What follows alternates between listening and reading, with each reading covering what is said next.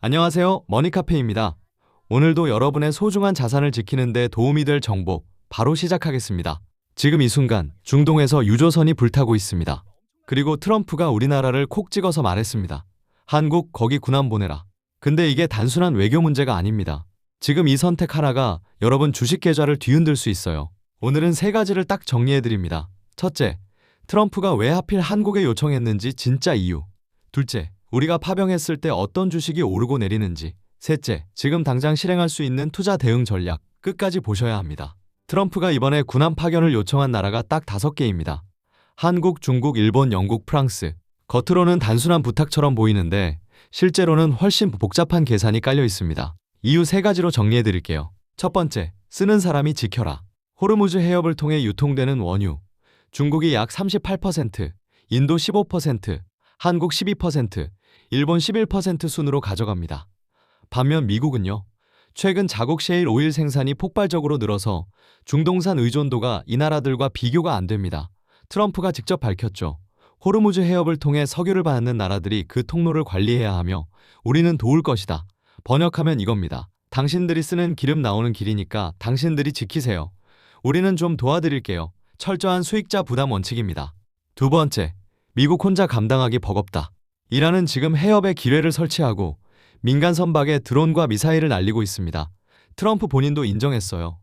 이란이 드론 한두 기를 보내거나 기뢰를 떨어뜨리는 건 쉬운 일이라고요. 스스로 위험하다고 인정한 작전을 동맹국에 맡기는 겁니다. 미군은 이란 본토 폭격과 항모 전단 운영을 맡고 선박 호위라는 반복적이고 위험한 임무는 동맹국에 떠넘기겠다는 거예요. 세 번째, 중국을 압박하는 외교 카드. 중국은 미국 동맹국이 아닙니다. 지금 무역전쟁 중이죠. 그럼에도 중국을 명단에 넣은 이유가 있어요. 중국이 거부하면 외교적 명분을 얻고 한국, 일본에는 중국도 보내는데 왜 동맹인 너희가 안 보내냐는 압박 논리를 미리 깔아두는 겁니다. 결국 이번 요청의 핵심은 이거예요. 에너지 수입국 리그에서 무임승차는 없다. 트럼프 특유의 거래적 동맹관이 다시 작동하고 있는 겁니다. 그러면 한국이 실제로 파병했을 때 어떤 시나리오가 가능한지 살펴볼게요. 가장 현실적인 옵션은 청해부대 구역 확장입니다. 현재 청해부대는 소말리아 아덴만 해역에서 활동 중인데 2020년에도 실제로 이 방식을 썼습니다. 별도 국회 동의 없이 작전구역을 호르무즈 해협까지 넓혀서 한국 상선을 호위한 거예요. 이란을 완전히 적으로 돌리지 않으면서 미국 요구도 어느 정도 들어주는 절충안입니다. 두 번째는 다국적군에 정식 합류하는 공식 파병입니다. 이 경우 국회 동의가 반드시 필요하고 이란은 한국을 명백한 적성국으로 인식하게 됩니다. 중동 내 한국 기업과 교민 안전에 직접 위협이 생기죠. 거부 시나리오는 가능성이 가장 낮습니다. 트럼프의 전례를 보면 거부했을 때 관세 압박, 방위비 분담금 압박 등 경제적 보복이 따라왔습니다. 사실상 선택지가 아닌 거예요. 그럼 이제 여러분이 가장 궁금한 부분입니다. 파병이 현실화되면 어떤 주식을 사야 하고 어떤 주식을 피해야 하는지 말씀드릴게요. 먼저 오를 것으로 기대되는 주식입니다. 첫째는 방산주입니다. 이미 시장이 움직이고 있습니다.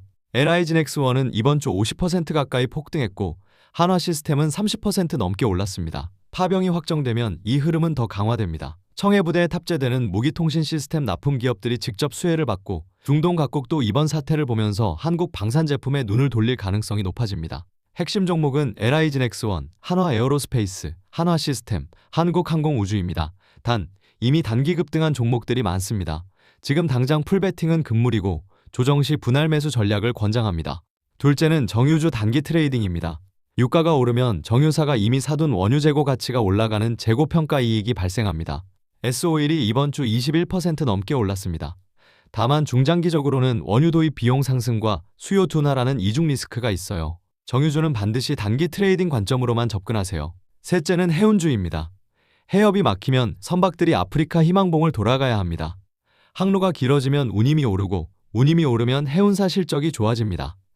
해상운임은 최대 50에서 80% 상승도 예상됩니다. 핵심 종목은 HMM, 페노션입니다.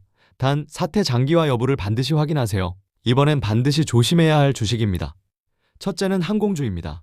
항공유는 항공사 비용의 약 30%를 차지합니다. 유가가 10% 오르면 비용이 3% 이상 늘어납니다. 중동 노선 차질까지 겹치면 연료비 폭탄과 수요 감소라는 이중고입니다. 대한항공 아시아나는 사태 해소 전까지 관망이 맞습니다. 둘째는 석유화학주입니다. 이미 중국발 공급 과잉으로 수년째 업황 부진을 겪는 중에 원유 가격까지 오르면 원재료 비용 부담이 이중으로 쌓입니다.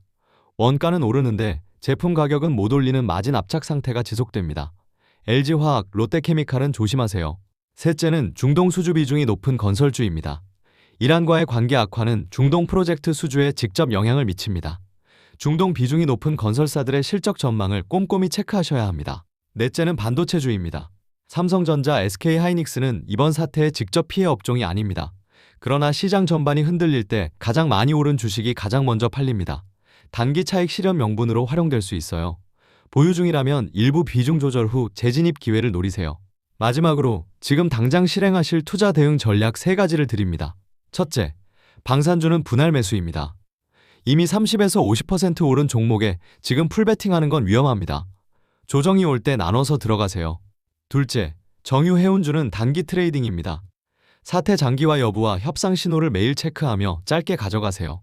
셋째, 매일 이 2가지 뉴스를 반드시 확인하세요. 한국 정부의 공식 파병 결정 여부, 그리고 미 이란 협상 재개 신호, 파병이 확정되면 방산주 추가 상승 모멘텀이 오고 협상 소식이 나오는 순간 정유해운주는 즉시 하락 전환됩니다. 그때 빠르게 차익 실현하셔야 합니다.